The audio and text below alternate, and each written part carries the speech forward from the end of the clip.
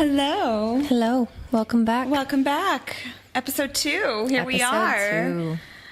Oh my goodness. Well, first of all, I just have to say happy belated birthday.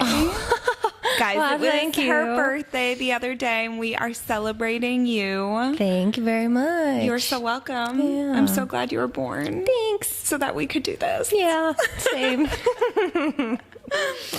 And with that said, it is now Monday, and it is a Monday. It's a Monday. Yeah. And we have our pre-workout. We got it from Café Grano today, which is this cute little spot in Burbank. And I was kind of on just like a hunt for other coffee shops in this area. And yeah, she got a coffee shake. That shit was good. Yeah. Wow. I was watching him make it and I was like, I went wrong today. Wow. I'm actually happy with my decision. Every time I order something, I'm like, I'm going to love it, or I want to give the underdog a shot. And then I'm like, fuck, why'd I get that? Yeah. But this is yum. What did you get? I actually ended up getting a chai today, which is not usually my norm, but I don't know, I haven't been feeling 100, so I was like, maybe caffeine isn't the best thing for me. Guys, I am trying my best to cut down on caffeine. All right, I am. And I did the latte. It's actually really good. I like the spices in it. It's tasty, but we 100% have to go back to this place because not only is it like a cafe, they also have homemade gelato, and oh my God. Mm-hmm. I was like drooling looking at all the flavors. And I went, I made a mistake and I should have just gotten gelato instead of any sort of drink. I would have been happy with that too. Right? Maybe next time. Well, next time we'll do that. No drink. Gelato instead. Exactly. But anyways, we have our fuel. We have our pre-workout. Let's just dive in. We are now in part 2. Part 2, Curse Breaker. Oh my goodness. And yeah, but where we left off, Farrah and Lucian have now left the spring court and they're now hiking their way back to night court. And Lucian kind of invited himself along. He was like, I know where you're going. You're not going alone. I'm going to come with you. And so it is. Mm-hmm. They still don't have magic though. So now they're in Autumn Court, which again is Lucian's home territory, which is not good. No one wants to be there. And they are kind of making their way throughout Autumn Court as much as humanly possible. And Lucian keeps warning Farrah. He's like, if my father found out that you had his magic, shit would hit the fan. Yeah. It would not be good. So they're kind of going around the outskirts of the palace of where Baron and Eris and all of Lucian's brothers are. Because not only would Farrah get in trouble for being there, but Lucian would get in trouble for being there if anyone found out. But poor Lucian, not only does his family not want him there, none of the people really want them there too. Because they blame him for what happened with Jasminda, which was Lucian's lover, who, as we know, has died a very brutal death. Yes. So anyways, they hike, they find a cave to kind of sit in for the night. Farrah's like really on edge. She doesn't want to sleep. She doesn't trust Lucian at all. And I think Lucian's in the same boat where he's like, I don't trust you at all either, friend. So this is real fun and uncomfortable. And they hike through for about 5 days. They're going through Autumn Court. And finally, they get to like this last little stretch before they can enter Winter Court. Mm-hmm. And they get into another little cave situation and they go to fall asleep, as one does. And they wake up to Lucian's brothers. Yes. Oh my goodness. Yeah. The people that they were hiding from. Yeah. And they want both of them dead realistically. But they had to, 1, escape and 2, fight their way out. But because they were, caught so off guard, they have to leave everything behind and just run. Yeah. And at this point, because it was so cold, Lucian had given her his cloak. And so remind me, she didn't have her cloak on her. Because it was only Lucian's that she had. And then when they left, that was all they had. Yeah. Like all their food, all their bags, they had everything to leave everything. Yeah. But also like half their food was poisoned anyway. So they like hadn't really been eating anything outside of like apples that they found. Right. And so now they're like starving and freezing. And poor Lucian, I know he was so sweet though to give her his cloak. And she said that like during one of her dreams, she like mind walked into his brain and saw him looking at her. And she was like, I didn't realize how young I looked from someone else's perspective. Yeah. And how vulnerable. And she saw how human it was. How human. Yes, that's the word. And yeah, it's really interesting that Farrah gets that look at herself again. Yeah. Through someone else's eyes. But yeah, so they wake up trapped by Lucian's brothers. Eris has Farrah and the two other brothers have Lucian. And Farrah realizes that she can feel a little bit of Baron's like power because they're in Autumn Court, so they're very closely connected. So she doesn't have magic, but she has his magic right now. And she's able to like get an ember going and kind of like set it off in the cave, and it separates the brothers from her and Lucian. So they like flee. Yeah. And they run as fast as they can. They get into Winter Court. They think everything's great. They're going to walk on this like patch of ice, basically, is the only way to get through Winter Court. And as they go to make their way across, the fucking Eris and the brothers show up again. And there he is, taking his flame power and melting the ice. So now Farrah and Lucian are not only dodging melted ice, but now they're dodging arrows because the brothers brought sentries from Autumn Court with them. Yeah. Who are now shooting at Farrah and Lucian. Farrah gets hit with one of the arrows. It like cuts her cheek and her ear. And they're just weaving through this. And now Farrah realizes, oh, I was able to use the flame in autumn. Maybe I can use the ice in winter. So she's able to use some of the ice magic from Winter Court and like refreeze the patches of ice that are melting. But Eris eventually catches up to her and Lucian's brothers catch up to him. But then two of our favorite Bat Boys. I'm wearing my Bat Boy are? shirt. That's what, yeah. Our lovely Azriel and Cassian show up in their blue and red siphons. Healed, completely healed. Yes, fully healed. Thank God. And raging for war that this has happened.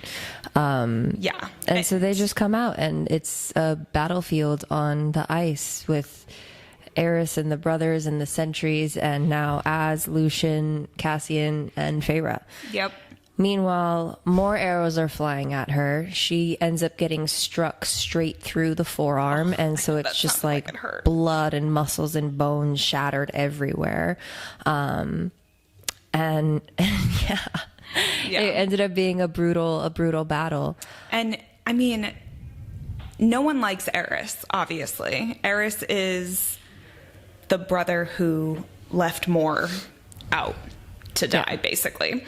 And Cassian wants him dead. Azriel wants him dead. But Farrah takes this opportunity to be like, I'm not going to let this happen. You deserve to die. But as High Lady, and she takes off the glamour that's on her right arm, and she reveals who she truly is to Eris and Autumn Court. And she's like, she knows she needs these allies. She knows that this is what's going to have to happen. So she reveals who she is. And not only that, but they witnessed her powers. Not just her Autumn Court powers, but now her Winter Court powers. Like, oh, shit's about to get real. Yeah. So instead of just destroying them, which is what everybody wants to do, Farrah and Cassian take off, and Azriel grabs Lucian, and they take off. And they fly back to our lovely Night Court. Yes.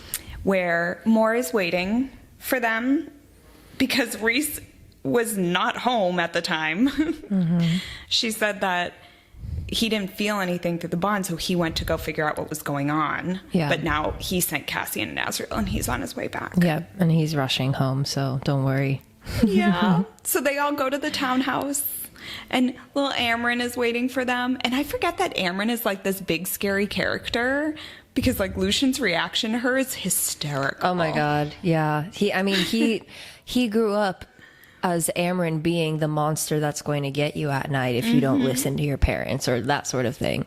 So he immediately, he bows and he like, and of course it brings a smirk to Amryn's face, but then everyone else is kind of laughing about it because they're like, yo, what the... What are you doing? Yeah, this is his formality, and we'll get into further in the chapter as well, but how formal he is compared to the rest of the night court. Yeah. Which ends up being comedic in times, but this is actually one of those times where he goes to bow it down. Everyone's like, what are you doing? He's like, what? This is the Amryn. This bitch is terrifying. I loved his like fear. Mm-hmm. And everybody else is just like, she's teeny tiny. Yeah. What are you so afraid of? I thought that was adorable. Very cute. And then, of course, at that moment, Rhys comes back. Yeah. And Feyre, like, melts down on the carpet, and Rhys comes with her, and then he tells everybody else to go away. Yeah. And yeah, I really thought that it was going to go from, like, 0 to 100 real fast. But it went from 0 to let's go upstairs to let's talk about everything that's happened. Literally. And then figure out if you want to take a bath or not, and then 100. Right. Like, it was the slowest of slow burns. Yeah.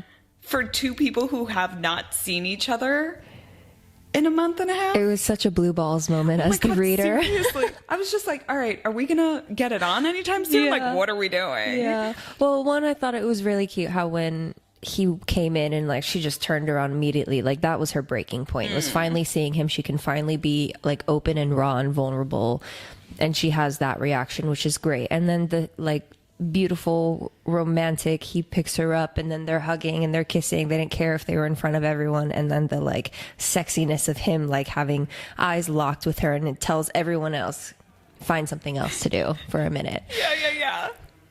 And then to go upstairs and to like have like all the teasing moments that they were, and then it was like, okay, wait, no, wait, what? Yeah. Which I get. Yeah, I get it too, because as the reader too, like we needed to know that what she did at the spring court worked, which is what we find out. Rhys was there, and he said that most of the sentries have left, so Tamlin is now alone. Yeah. So whatever she did worked. We find out about Nesta and Elaine, that they're at the House of Wind and that they're kind of stuck there. Feyre asks about Ianthe and Jurian, and we find out Jurian like hightailed it back to Hybern, and Ianthe's like licking her wounds somewhere. God help us all. And then we find out that Rhys and Az were trying to get like dirt on the human queens, and we're trying to figure out what was going on, because we still don't know whether or not they were made immortal, how much damage the cauldron has. We don't know any of that. So Rhys reveals that he was both at the human queen's palace and also that he was like spying on Hybern. And Feyre's like, are you freaking kidding me? She goes a little nuts about it, understandably. But meanwhile, this bitch is like on her own in spring court, and she thinks he's gonna do nothing for a month and a half. I'm like, and that's the main difference between the men in her life. Yeah. Like Tamlin did nothing.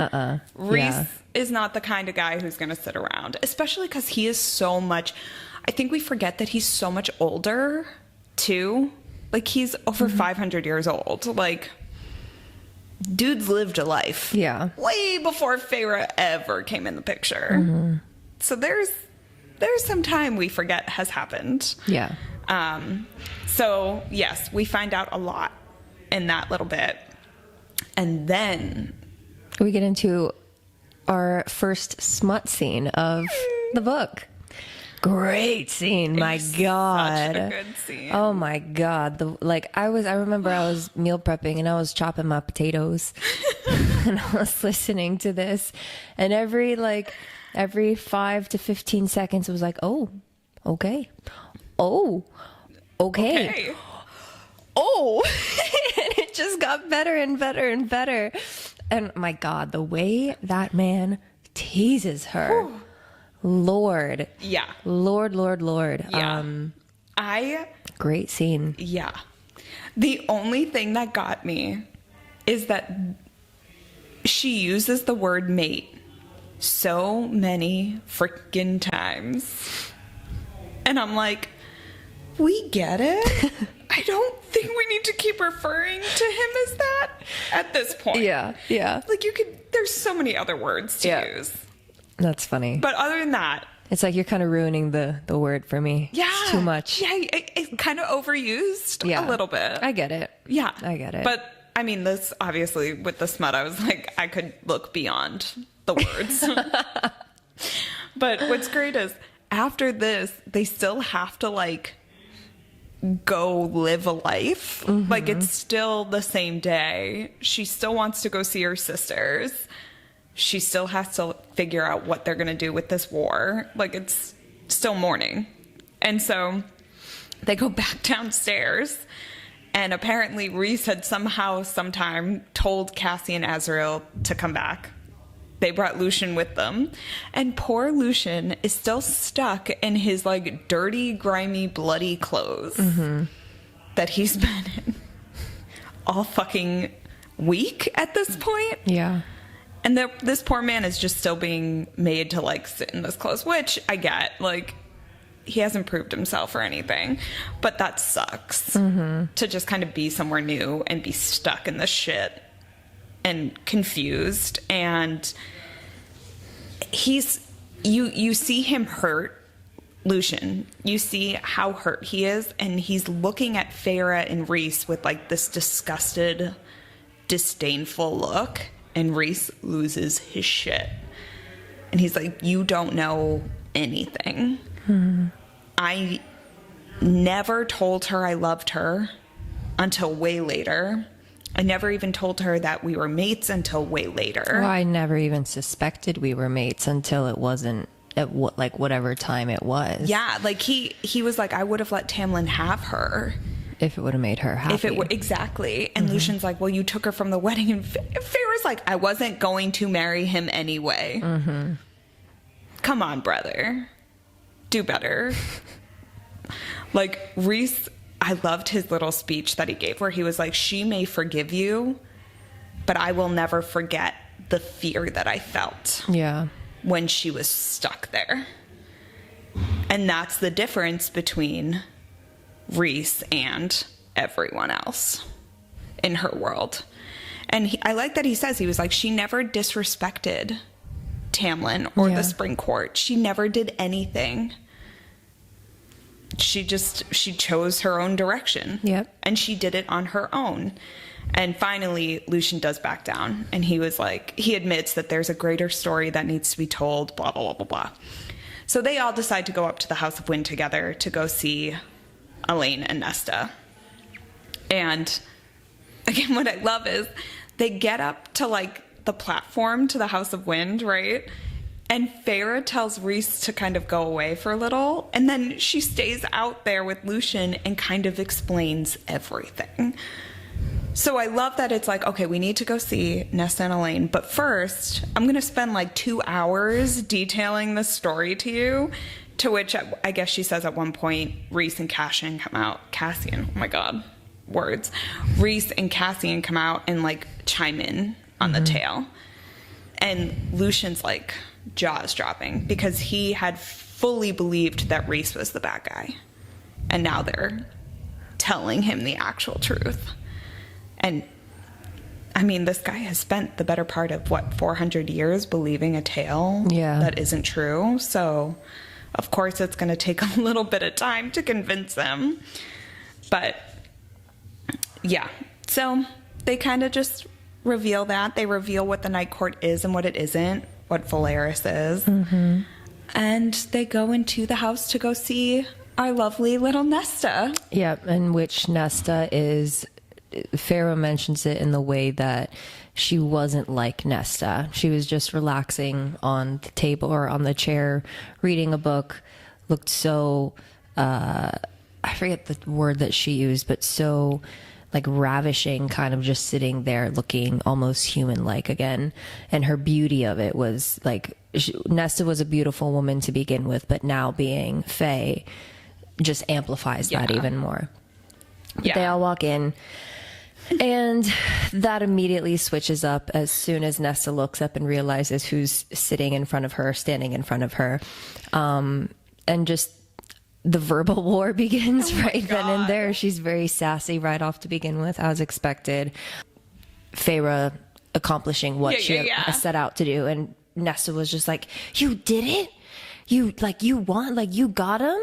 I love that she has like no faith in Farrah. Right. After all of this, still no faith in her. Yeah. But they go off and you speaking can tell in that way that there's something going on with her. Oh, absolutely. With her and Cassian. And yes, you can definitely tell that they have, or at least Cassian has spent more time in that area than the rest of them. And it seemed like a lot of the blows or the verbiage was directed toward Cassian more than anyone else, and it was very easily picked upon that was the case. And even Farrah was like, "Cassian, you seem like you've been, talking to my sister a little bit more than like the rest of us right now," and which he goes to say that he's there every other day or every other few days, and it's even more so war. Like the way that conversation went was nothing compared to what's usually happening between him and her. So, like, whatever she's feeling, she is just feeling it and letting everybody know. Right. And she even says, "You shouldn't be concerned with me. You should be concerned about Elaine. Because she's the one who hasn't eaten. She's the one who hasn't slept. She's the one who was supposed to get married next week. Yeah. So leave me alone. But also, if you do anything to her, I will destroy you," basically. Like, yeah, and it was a threat to 100%. Farrah, but then she looks up and scans everyone, extending the threat to everyone else. And so they end up leaving her be. Obviously, that conversation didn't really go as planned, as expected. That didn't go well. Yeah, as expected. And they go off, do their own thing, and then that's, again, when Farrah brought up to Cassian about, how much time are you really spending with my sister? What is, like, there's clearly something else there, which obviously there is, and we will get into later. And then they go to see Elaine, and that's when Farrah really sees her and how pale and thin and lifeless she has become. Where, like, Elaine once was just life in general. Like, the girl was sunshine, and she is not at all. And she's like sitting facing, the curtains are open. She's like looking out a window but not really seeing anything. And she just keeps repeating, "I want to go home." And Lucien is just standing in the doorway overhearing everything. Yeah. And what a crushing blow to know that, like, this girl does not even think of him, has not thought of him once.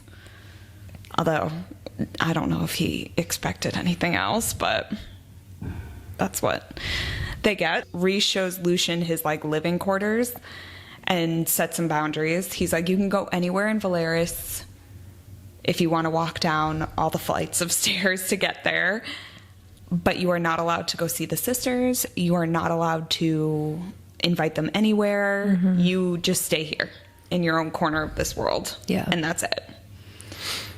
And then the rest of them go to Amren's. We are now at Amren's place, in Amren's cute little home, where she has been working on trying to figure out what's going on with the wall, how to fix the holes that have been made, all of that jazz. So they get there, and Amren's basically defending Lucian. She's like, you should just kill everybody else and let Lucian be High Lord of Audiport, because he's probably the best one out of all there, but we think that's because he was sucking up to her. But we now see the Book of Breathings in its combined form, which starts whispering to Farah again, because it's a little bitch. Yep. And I love when Amren's like, oh, shush, you odious thing. She like yells at it. But what the plan is, what Rhys has been working on, what Az has been working on, is trying to convince these territories not to join Highburn. But we find out that Highburn has basically been keeping his people so entombed in like where they are right now. So everyone's still angry. Everyone is still just like, everything is still suffering from the time that the wall went up. Yeah. And Highburn had done it on purpose, where he basically froze his entire territory so that they'd still be pissed off all these years later. And they want Prithian to be made an example of, because they defended the treaty.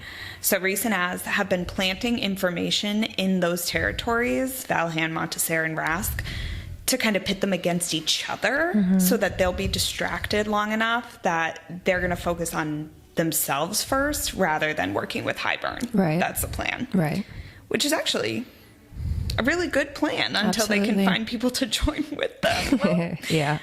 And Moore does admit that they think something has to be wrong with the cauldron, because if they need these holes to use, or for the cauldron to use, then clearly the cauldron's not at full strength. Yeah. Because it should be able to take down the wall on its own rather than use these stupid little holes that are everywhere. Absolutely. So yes, that's why they're looking for the ability to fix the holes. Fair is like, well, can I do something to fix them, since I was technically like a combination of all these powers? And Amren's like, well, yes, but also your sisters could be used. Right. And Farah immediately is like, fuck that, no. And Amren, this bitch, says, you sound like Tamlin. Which sets Moore off. Oh my God. Yeah, sets Moore off, and or Moore goes back to Amren like all nails out, teeth out, everything. You apologize. Yes. And it was getting to the point where Feyre was like, well, she is kind of right. It's fine. And Moore was like, I don't care. You apologize. You know, you were speaking to your high lady. No matter how old you are, yeah, she is still your high lady, and you're going to apologize. Because also, like, girl, come on, man. Yeah.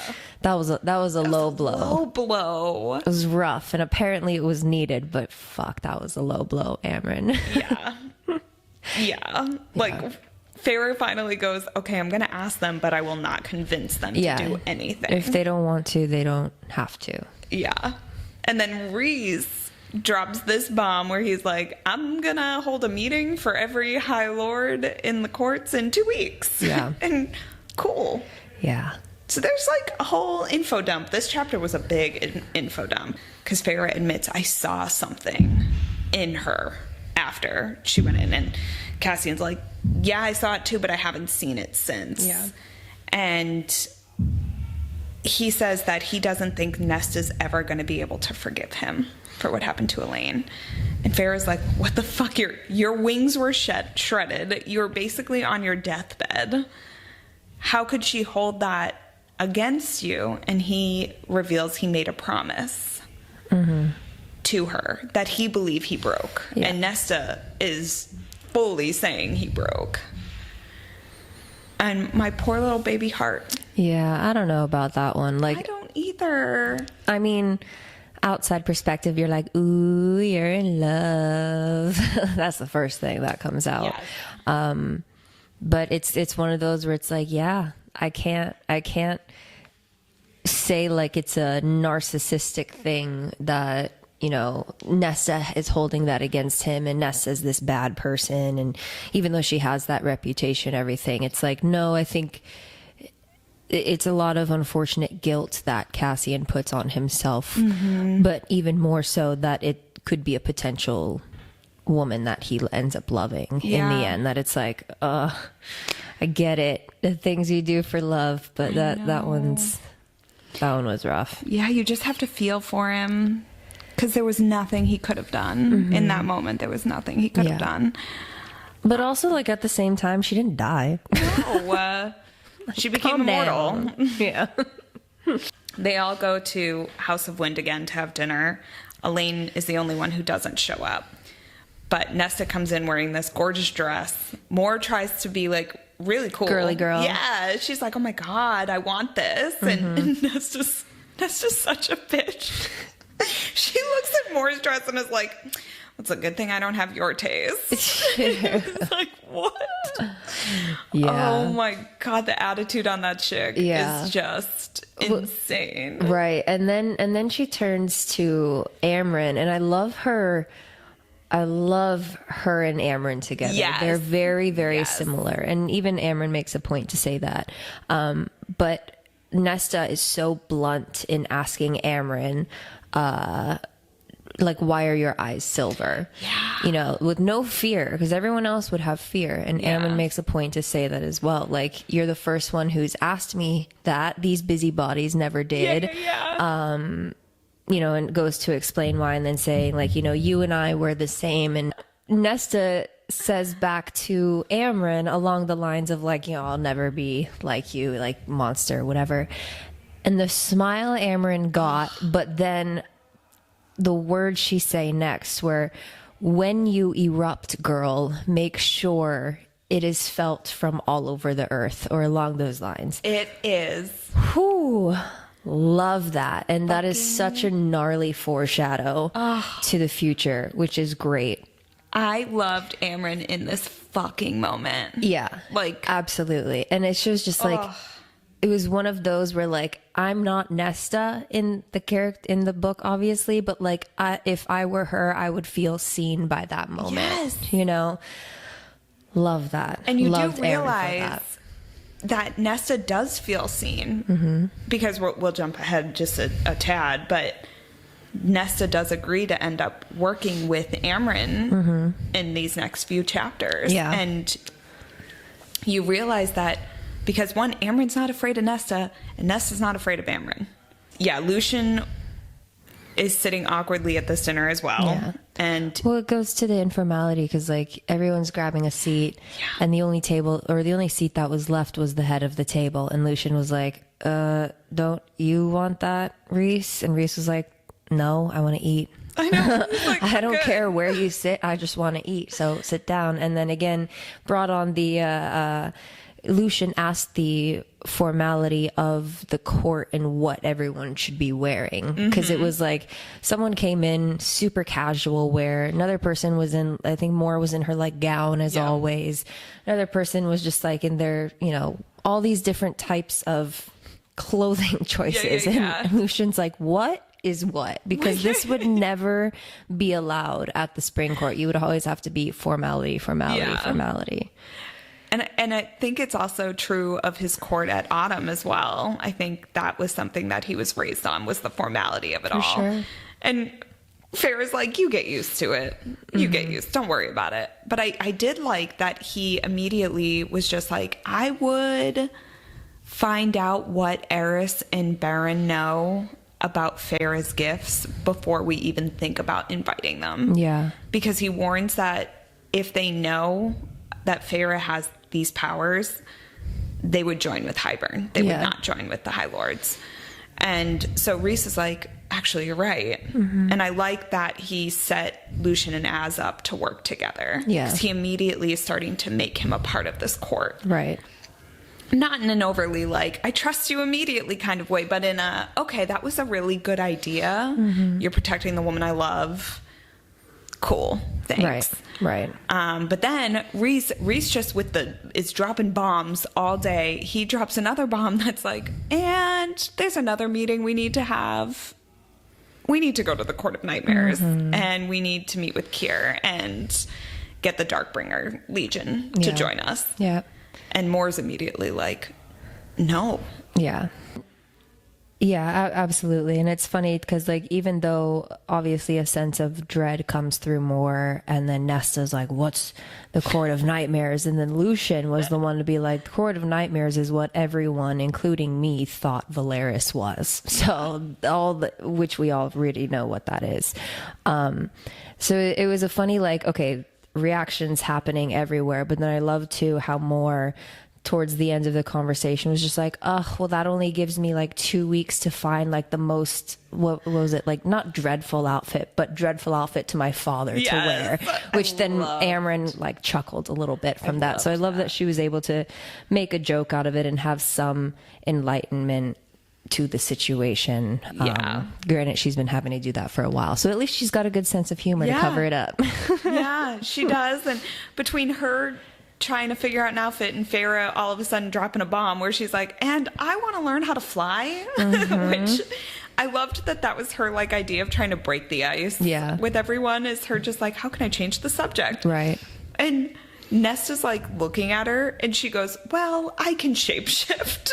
And Lucian's like, that explains the wings. I just thought that was such cute banter. It was. Like, it felt like they had been doing this for longer than they had been doing it. Yeah. Like, just sitting there having this conversation. And I love that Az is the one to offer to help her. Because he's the only one who understands what it's like learning how to fly when you're older. Yeah. Because the mental blocks are going to be in the way. The fear of things are going to be in the way. And he was like, Cassian was like, well, we can be the one to teach her that. And Azrael was like, no, like, you guys have known how to fly. It's second instinct. You were born that way. I didn't. I had to learn the hard way. So she would learn that better coming from me. Exactly. Love that. I did too. And it's also like subtle glimpses more into Azrael's story and the true kind of pain that he did go through. And offering to help someone who may be feeling the same thing, you know, like it's definitely heartwarming to see Azrael, like such this big scary guy who's been through so much, be really like the sweetest one of them all. So sweet. And Farah ends up working up the courage because of that to ask Nesta for help. Yep. And Amren pipes in and is like, I can show you how to do it. Like, I can help you do this. You can come with us to the Court of Nightmares and we can find these things Cauldron made that like maybe you can feel or pick up on. And Nesta says she'll help them, but she wants the king and the human queens dead by the end of the war. Yeah. Like, if they can agree to that, that they will be gone, she'll help. Yeah. Also looks to Cassian again for that, but then Amren made a point to tell her too, which I loved, was look, like, if you want the killing blow on Highburn, it's yours. Yeah. We just need your help. Yeah. You know, like, we're not going to take that from you. That's your God-given right for what he did to you. Oh, 100%. I get really pissed off when she looks at Cassian and is like trying to make him be the one that all this falls on is not fair of her to do. And I like that Amren jumped in and was like, let's maybe not go there. You can take it if you want it. Yeah. And then Farah jumps in and she asks Nesta, will you come with us to the High Lord's meeting and tell them what happened to you and let them know what went on? And Nesta's like, that did not go well. Fucking not. I will not do that. And if you, so help me God, if you ask Elaine to do that, I will kill all of you. Yeah. Yep. So that went real well. And then she gets up and leaves. Farah ends up meeting Cassian in the morning to start their training, and she notices that Cassian is in a mood towards her. Was like, I don't really know what's going on right now. She ends up kind of poking at it, trying to see what's going on and if he is mad at her, which then he ends up kind of opening up and being like, yeah, like you and Reese didn't tell us that you were High Lady of the Court last time we went to this place. Yeah. And she was like, well, wouldn't have mattered. And he's very guard comes on and was like, no, it makes every difference in the world. Yeah. Like, you are not just his. Same thing Moore said a few chapters back, where it was like, you are all of ours. Yeah, she's like, you didn't need me. I'm not essential to you guys. Because that's how she felt in her own home, was like, I'm not essential here. And that's how she was treated in her own home. And I just loved how protective he was of her in that moment, where he's like, that is bullshit. Right. And we deserve better too. And they do. Yeah. Yeah. So they're kind of going back and forth there. Then look up and see that Nesta is there ready. I loved her line too, where he's like, oh, do you want to join us? And she's like, it doesn't look like you're doing anything but running your mouth. Yeah. Like, very Nesta-y. and then they start bickering and Farrah goes to Reese, help me. Yeah. Yep. And then she gets swooped away, saved by the banter between them both. And poor Azrael has to come and get her. Yeah. And I loved when Reese was like, I can't come, but I sent another pretty face for you. And Az does come to save the day. Yeah. And takes her to go learn how to fly, which does not go very well for her. She finds out that she has to strengthen literally every single part of her body. But what is cool is that she can form these wings, and Az makes a note where he's like, they look like mine, because she's able, as like an artist, to take what she sees and render it on herself. Yeah. And I thought that was a really cool insight into how she is able to shapeshift. Yeah, absolutely. But yeah, so now our High Lady is bitching and moaning on her way to the library. This place, I love this library. The whole idea of it, first of all, it just looks like it would be amazing from the way she paints it. And then what we find out about Cassian being afraid of it. But Reese starts explaining about the libraries, and he says that most of them were either destroyed or hidden or moved somewhere else when the wars happened, because the High Fae would do anything to not let the humans get their hands on these books. Yeah. And most of the books ended up burned and destroyed. And I guess we find out that Reese dared Cassian to go look, and he came back. Scared the fuck out of Cassian. Yeah. All the memes about this, though, are the funniest thing I've ever seen. Yeah. About what's actually down there. You find out later what's down there. But yeah, so they're in the library and they're searching for information about the wall. You find out that the wall was never meant for ever. It was only supposed to be a temporary solution until peace was had between the humans and the Fae, which obviously never happened, because as the generations got older, everyone forgot about it. So you kind of find out about all of this stuff, and Farrah asks if Reese could take on the King of Hybern alone. And he says no. He's like, we don't know the extent of the king's powers, so I can't give you a definitive answer. And Farrah starts thinking to herself, well, if they're going to have monsters, maybe we can have a monster of our own. And Reese is like, what are you talking about? And she goes, I think we should go see the bone carver. And that's where we leave off. Yep. With this idea of going to see the bone carver and what exactly he would do to go back home. They're getting monsters ready, that's for sure. I love It's great. I love their little war plans. It's adorable. Yeah. But yeah, there was like a lot of information in these chapters. I Yeah. forget how much of an info dump this was. Yes, so thank you for listening. Yes, for bearing with us in our inability to speak words. Yes. Yes. Yeah, so I mean, obviously when it comes to this theme of these chapters that we've covered, it is a lot to do with planning out what their plan is for the war, and making sure that they're getting everything in check so they can go ahead and do this successfully. And And that has a lot to do with having a proper plan when going into the gym. So that's how we're going to kind of segue our way into that one.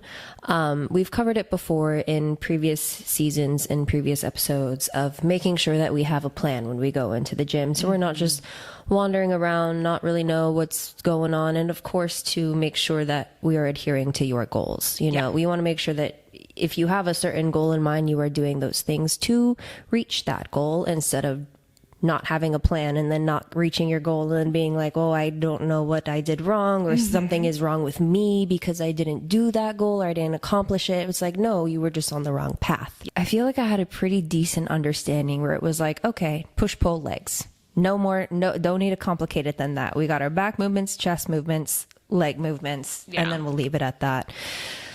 And I just stuck to a couple, I think like 4 to 6 movements per day, and then just did it at that. I was never really into the idea of every week needs to be different or every training session needs to be different.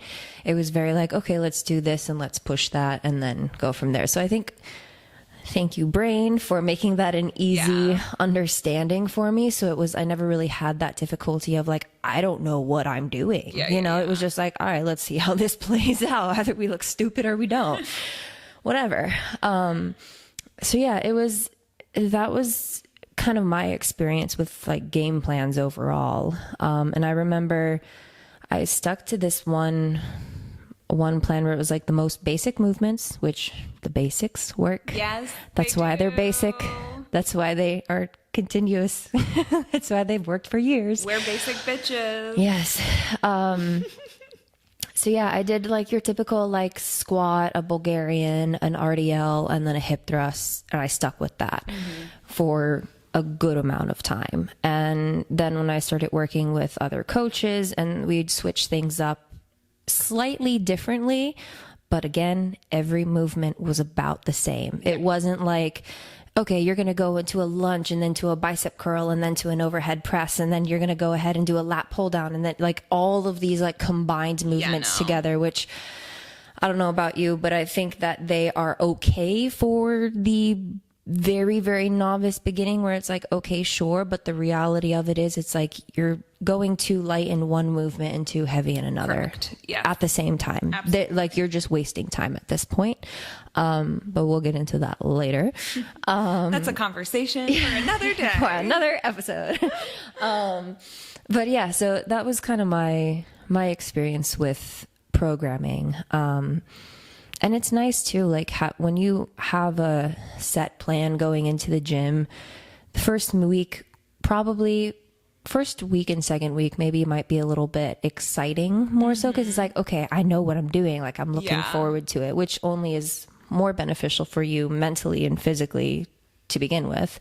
But it's also like, if you really just need those days where you don't want to think you don't want to like have to put in so much work, great. You don't have to because you're already used to these movements. It's true. I find, and I don't know if like this is the case with you, but when I work with my clients specifically, I may change up what we're doing every week in the sense that like you're doing a different movement, but it's the same exact thing. Yes. Because everyone's always like, I used to get this a lot where they would be like, oh, I saw this online and I want to try it. And I'd be like, there are some things that I don't love about the internet. And that is one of them when they see like a programming where they're like, ooh, can we try these movements together? Yeah. And like you said, it would be a combination movement, like reverse lunge into a bicep curl. And I know they can do heavy reverse lunges, but I also know that they can't do heavy bicep curls. And I explain that to them. And I'm like, I would really rather you do this and focus on this. And then we can focus on this. And when they understand it from that perspective, then they're like, okay, yes. Right. But I get the people who, I have one client who I love who doesn't get bored at all. And so I can give her the same thing every single week. And then 6 to 8 weeks, we reevaluate and then like we'll change it up. But everything stays pretty much the same, even when I change things up. because that's her goal Right. and that's what we're working towards. Right. And one thing that kind of helped me before being a trainer, but then also too, is one, of course, sticking to the basics, which we've learned. But also, like, if you're going to program something yourself and you, let's say, don't want to have a trainer or can't have the luxury of a trainer at the moment, that's totally fine. The biggest things that you would want to have programmed within creating your own program, let's say you're want to doing a push-pull leg day split. So you go to your legs, you're going to want some sort of squat pattern, some sort of hinge pattern, some sort of unilateral, so one leg at a time, whether that be reverse lunges, front lunges, walking lunges. But you want to look at more so the patterns itself as opposed to the movements, because I get the movements can be really, really fun, especially when you see something online and you're like, ooh, that looks good. Because I get that all the time. And I'll have a day where, like, I'll just take the whole day to myself, training day, not the entire 24-hour day, and just do movements that looked like, I'll try out movements that I've seen on Instagram or just around, and just see if it works for me. But in no way am I seeing something online then being like, okay, great, let me actually take this out of my program and put that instead because it looks cool. You want to push in a pull day. Okay, you're going to want, obviously for the push, you're going to want a horizontal plane where you're laying flat. You might want one where you're going to bring an incline. For men, you're probably going to want some sort of decline. You're going to want a standing, either whether it be you're on like the pec deck and you're doing more of a vertical stance with your torso as opposed to horizontally. Same exact way. You're going to want it in the different planes of motion. Same thing goes for the pulling day. You're going to want a horizontal pull. So you're like barbell bent over row or single arm bent over row is a great way. Then you want a vertical pull. Okay, so pull ups or pull downs or pull overs. Exactly. There's so many different things that you can do. It can even go as small as to your accessory movements, like a tricep push down or a like a skull crusher. There's two great ways. You got vertical and then you got horizontal. What about an inclined bicep? What about a lying bicep? You know, so there's so many ways. If you're going to be programming something for yourself, prioritize the movement patterns of each muscle group that you are intending to hit, as opposed to dropping down 10 to 11 exercises in one training day and then going about it that way. Because oftentimes, one, less is more, right? Gosh. I don't know. I preach that so hard. Less is fucking more. Yeah. Guys. And you know, if you want to spend 2 to 3 hours in the gym, by all means, no thank you, fucking go for it. But you don't need to, and most people don't want to. So let's do this the more time efficient way, energy efficient way, because then also if you're stacking on 11, 12 movements in one day, realistically your recovery is probably not the most beneficial that it could be, and all of that plays a role. Imagine if you're doing like 10 to 11 workout or exercises per day, and you're one of those people that is like 6 days a week, 7 days a week on. Lord, you're going to need a lot of recovery for that. So it would be more beneficial to stick to the 4 movement patterns, maybe 1 to 2 exercises each per there if you have the time. If not, totally fine too. See what your working sets would be like, maybe 1 to 2 warm-up sets for the first 1 or 2 compound movements. By then, you should be warmed up. You should not be doing a warm-up on your 3rd, 4th, 5th, 6th exercise, because if you need a warm-up at that time, something needs to be adjusted. So look at the patterns as opposed to the movements. 100%. Recovery wise, stress wise, obviously there are going to be days where you're not going to want to do all those movements. You know, so stick to the basics, stick to what works for you. The basics works for a reason. And maybe if you see all these things online where you want to try them out, it's definitely okay to try them out at 100%. Maybe set aside a day where you can play around with that. Maybe adjust from there. I think it's a great way also to expand your own knowledge, whether it be on your own or not. But yeah, it's that. No, having a plan is key. Keeping it simple is key. And And it'll make you more motivated to go the simpler it is, at least in my experience. Because then you're not dreading the idea of being in a gym forever, especially if you're just starting out. Yeah. Like, you don't want to spend your entire day at a gym. Yeah. I mean, people work too. You got moms too. So it's like your 24 hours is not going to be the same as another 24 hours. Like with the whole saying on Instagram or other oh my God, we all have the same 24 hours right, a day. that, and I hate that. I love the people that come out, the experienced coaches that have come out and like, don't you fucking hate it when a 19-year-old who doesn't have a job, who stays at home, doesn't have bills to pay, tries to tell a 30 or 40-year-old woman who's a stay-at-home mom with 3 to 4 kids, works a full-time job on her own, that you have the same 24 hours, you just don't make the time. It's such bullshit. It is such bullshit. Yeah, and that's the part too where you have to have some you don't want a lack of empathy or, I mean, sympathy for your fellow person, you know? I mean, how horrible would it be if you're a stay-at-home mom and you've got kids and you're doing it on your own or not, and then some person online tells you that, you know, you're not doing good enough because you're not setting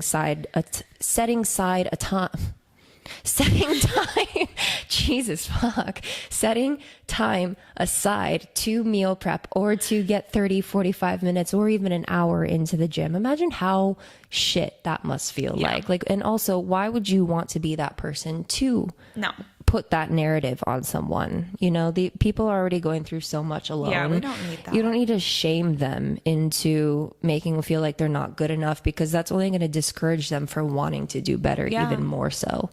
So don't do that. No. And the reason why we go to the gym is to feel good. So if we can only go for a certain amount of time, go and have that structured plan. And if you guys need help with plans, please reach out to us. Like, that's what we're here for.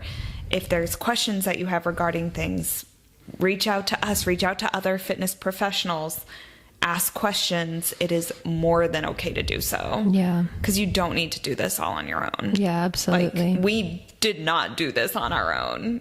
And I still, to this day, and I know you do, I still don't do this on my own. Yeah, we have help. I still have someone who programs my workout. Yeah. So I'm like, I still get to have help. Trainers will tell you what to do. They give you the blueprint. Yeah. But by no means are they doing it for you. We can't do it for you. We physically can't. Probably. I'm so sorry. We cannot do it for you. Exactly. So it goes into that you have to be the one to be able to do it. There is help. Don't be afraid to ask for 100%. Help.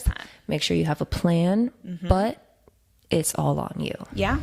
Just like life. Yeah. It's all on you. And just like these guys in the book, it's all on them. Yeah. They have help with another, but... Yeah, they have help making plans, but like, it's on them to do it. It was on Farah to go infiltrate the spring court. It's on Reese and Az to go... Everyone knows their responsibility and adheres to that responsibility. So let's take what we've learned from the novel and all their characteristics, and let's apply that to ourselves. Snaps all around. That was such a beautiful... full circle moment right there. We're getting better. We're getting so good. Oh, moving on. Our thorn and our rose. Oh, yes. Okay, this week, my rose. I don't know. There was so much that happened and so much information. Oh, okay. I guess my rose would have to be the reunion between Reese and Farah. Oh, yeah. Duh. The smut. I'm here for it, especially even like her little daydream about it when she was on her way to go fight with Cassian. Ooh. Yeah. Ooh, okay. And my thorn...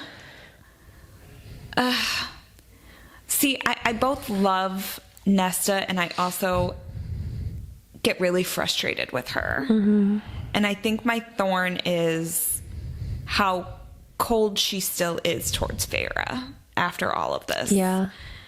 That really bothered me, especially after what Farah just went through, which, yes, I mean, Nesta and Elaine just went through a whole thing too. But it really, like, I was just like, oh, they're just not getting along. And I think that might have been my thorn for this week, outside of, like, everything else that's happening in the war that's brewing. But, yeah. What about you? I mean, other than the lovely smut scene, chapter 14, whew, it would have to be Amren's comment to Nesta saying that when you erupt, make sure the whole world feels it. So good. Love that. So good. Thorn, probably the expected now meeting to the Court of Nightmares and with all the High Lords. So then we don't know if Tamlin's showing up. And Tarquin still fucking hates them. They don't know if Tarquin's showing up. He has the blood rubies out for them, you know? So it's like all these different factors where it's like, oh, okay. My tummy is churning a little bit. My bowels As Sarah are watery. says, our bowels are getting watery. Fucking nasty ass. Description fucking murders me. It's horrible. It's so gross. I hate it. Oh my I God, hate it's it. the worst. Yeah. Disgusting. Anywho, thank you so much for listening to episode 2. We're very excited. Yes. If you have any questions, comments, concerns regarding anything and everything, email us at brewsbooksbarbells@gmail.com. Make sure you follow our Instagram. Yep. All of our socials. Is doing some work right now, which we love. Beautiful Christine. Thank you very much. Make sure you give her support for all of the work. Yes. And we will see you next Tuesday. Have a good one. Bye. Bye.